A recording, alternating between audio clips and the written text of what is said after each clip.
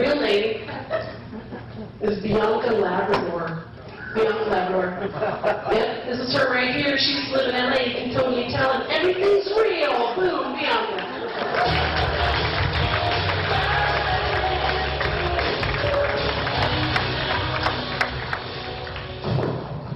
Love that song. It makes me think of guys playing volleyball in tight jeans and hot tubs. Who does that?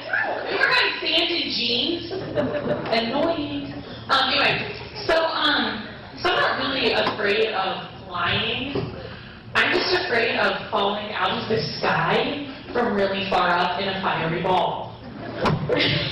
And I don't think that's a phobia. I think it's realistic and it's completely warranted. But anyway, and the reason I'm actually afraid of it was because I dated an aerospace engineer. Bad idea. Don't date anybody who works in the field that you could potentially be afraid of, because they will make you afraid. One day he came home from work. He's like, hey, I'm like, hey, how'd it go? He says, oh, it was great. You know what we did? I was like, no, what did you do? He's like, we did tests on 100% failures. What's that? Oh, see, that's when no matter what the pilots do, everybody dies. I'm sorry. Is that like flying into a mountain? Like, everybody died, or is more than that? It's like, oh no, it's when all the equipment fails. And like, there's nothing the pilots can do to fix it, and then everybody just dies. It's like, are you telling me that when we're flying in the air, it's total? So everybody just died? Yeah, it's so cool. It's not. And so now I'm afraid of flying. I'm afraid that someday something will happen, there'll be 100% failure, and I will be one of the 100%. And so one time I was out, and I was at a bar, watching. I was at a nice bar, it was respectful, it was in a hotel, and I was waiting for my flight the next day. Not that I felt good, not one of those skeezy ones where they do by the hour. Anyway, I hope I don't owe you $5, Emily, I'm sorry. This is a clean. So anyway, so I meet this pilot, and he's like, I'm like, so what do you do? He's like, oh, I fly. I was like, fly? I said, I'm kind of afraid of flying. Why?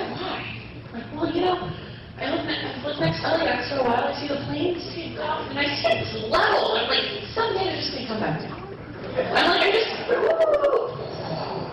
And I'm afraid that when they all be on that plane, when it's taking over for the ocean, it goes, and it'll be attacked by jaws while waiting for the lifeboats when you're 3 miles out from the beach. Realistic fear again, people.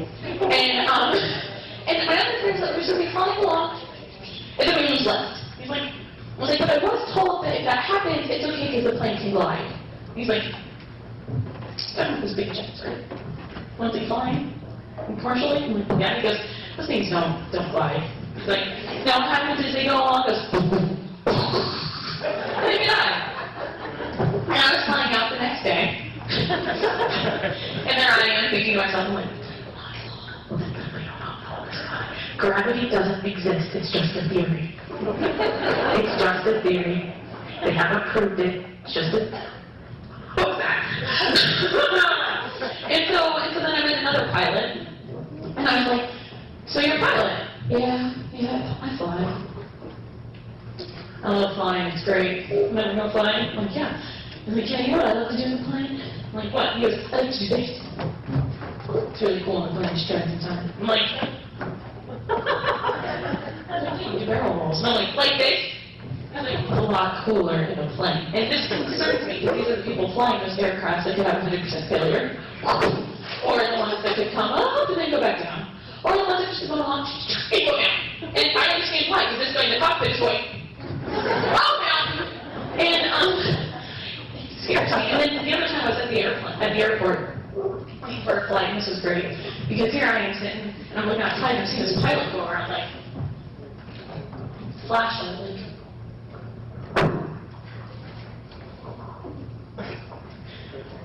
this gas tank, where is it? They just keep changing them along, and you don't know where they are. Gee, I sure hope they didn't hit the button for the landing gear again. That was embarrassing. Where is it? I just don't know. Oh, there it is, hot dog. Okay, we can get some gas. Cool. Cool. And then you're sitting there in your seat thinking, I really hope this guy knows how to get the plane off the ground. Actually, the part it's hard is getting it back onto the ground. Well, unless you're 100% failure, good. It's cool. We'll all die. Doesn't matter if the plane makes stuff. But anyway, speaking of planes, there's this thing that I love. It's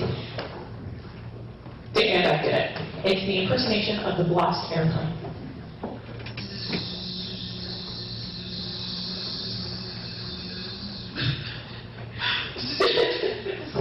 Just laugh. I mean, that's how it goes. But anyway, moving on. Okay, so there's this new thing that people are doing. They put little stickers on the back of their cars with family members' names on it. You got like the dad, like John, got the mom, Edna, and you got like Bobby, Susie, and Jack, the kid. You got a little fighter sticker in there too. Awesome! I can't wait till I become a kidnapper. It's gonna make it so easy. Hey Jack, you wanna come over? Got fighter on the car. Yeah, want candy bar too? It'd be great. And then of course they make it even easier when they're like, Susie does gymnastics at Global Gym. Hey Susie, wanna go to Global Gym? If you don't get to go to gymnastics school, I got fighter on the car too. Let's go. So if any of you guys have those stickers, I highly recommend that you change them and put up fake names. Like, I'm never going to try and kidnap an Elmo. Okay, I just want you to know that. Never going to kidnap an Elmo. I might kidnap an Aiden, because my husband said I'll never be allowed to name a kid Aiden, because he can't stand the name. Maybe Aiden's in the audience. I love the name. He hates it, the guy back there. I think you're great. And then, oh yeah, so speaking of kidnapping children and everything, I'm baby crazy right now. That may not be the best segue. If any kids go missing in the Tri-Cities, it wasn't this girl in the hot pink. Somebody else. I will never hurt them. I'll take them someplace cool. Anyway, so you know when you're baby crazy, when we're going through the premarital counseling, so just got married in October. Ever done that? Any Catholics in the audience? Any married Catholics in the audience? How awkward was that going to the premarital counseling with the priest? So you're going to want to learn about ovulation. Tell me, priest who's never been married, how much do you know about this topic? Just curious. Did you and sister get along? Because you knew about the ovulation, right? Thought so. Did not just say that. But anyway, so he's going through and he's like, so you're going to learn about ovulation. And so how long have you guys been together? Oh, we've been together for like 4 years. Babies. Oh yeah, so what do you guys want to do in the future? I don't know, I like babies. Every answer, for whatever reason, came back to me and I was like, I like babies.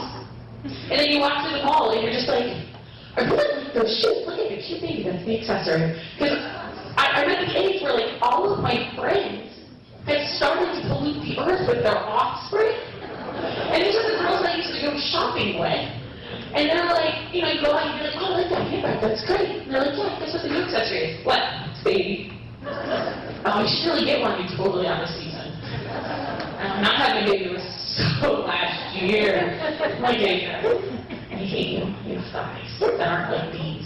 So apparently having babies ruins the body. Unless you're awesome, you can actually take your baby in one of those jogging strollers, which, by the way, since I'm baby crazy, I price checked those. $400 for a top-of-the-line jogging stroller. How much is liposuction? So I'm wondering. Thinking, baby, see your jogging stroller is $400. Gym membership is how much? How much is a group job? Mine are real. Sorry. But you know, there's these things you just start to think about where you're like, wow, kids are expensive. How much is that? You know, maybe I don't want to kidnap one. And I probably don't want to have one now that I start to think about it. I once babysat for a woman. And this was before all my friends started to pollute the earth. And my boss was getting ready to have a kid, and I needed to get her baby shower gift. I didn't know what to get. I was like, no, pacifiers. I don't know, little binky thing. I don't know. So I bought the lady that was babysitting for. I was like, so my boss had a baby. I don't know what to get her. She's like, well, she had a kid naturally. I don't think so. I think she's gonna use the drug. She's, well, she doesn't deserve anything. She's like, there is nothing better than feeling your hips separate. Yeah, there is. Fun that girl. You can't feel anything below your waist. Here's my thing. You ever hear someone go, man, it was so great I separated my shoulder? You should have felt that. Oh man, it was an amazing experience. No, they're always like, I need morphine now.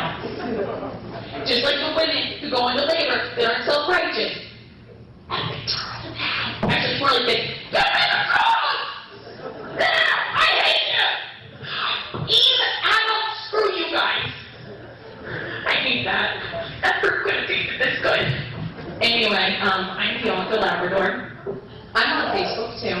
And I also have a blog where I try to say funny things. I'm a much better writer sometimes than I am up here. And my blog is, are you ready for it, you guys? Get out your pens, get out your blackberries, get out your iPhones.